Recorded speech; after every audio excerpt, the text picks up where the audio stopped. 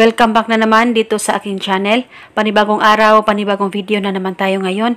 May ibabahagi na naman ako sa inyo ngayon na ritual. Ito ay simpleng gabay at simpleng pamamaraan at ito ay makakatulong sa inyo.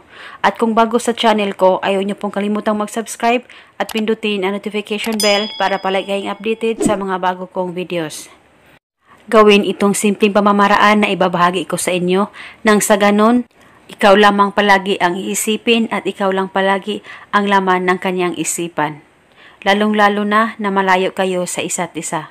At ang kailangan mo lang gamitin sa ritual na ito ay panulat kahit anong kulay at larawan niya. At pagkatapos ay kunin mo ang kanyang larawan at isulat mo sa likod ang kanyang pangalan at apelyido ng isang beses.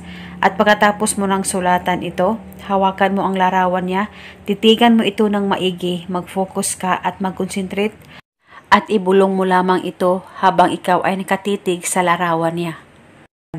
Pangalan at apelyido, ako lamang palagi ang iisipin mo at ako lamang ang laman ng iyong isipan, malayo o malapit man tayo sa isa't isa. Ibulong mo lamang ito ng 11 times. Dapat ikaw ay nakakonsentrate sa paggawa nito. At pagkatapos ay pwede mo nang ilagay itong larawan sa higaan mo o di kaya sa unan mo. At uunanan mo ito at gawin itong ritual hanggang 7 araw. At pagkatapos ng 7 araw ay pwede mo nang kunin ang kanyang larawan dyan sa unan mo at itago mo lamang ito.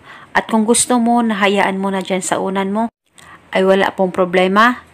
Ilagay mo lang dyan sa unan mo at unanan mo lang ito at wala na po kayong babanggitin. Basta nasa unan mo lamang ito. At paniguradong ikaw lamang palagi ang laman ng kanyang isipan. At kung may katanungan po kayo, mag-comment lang po kayo sa baba. At eto muna sa ngayon, maraming salamat po sa panonood. Thank you and God bless us.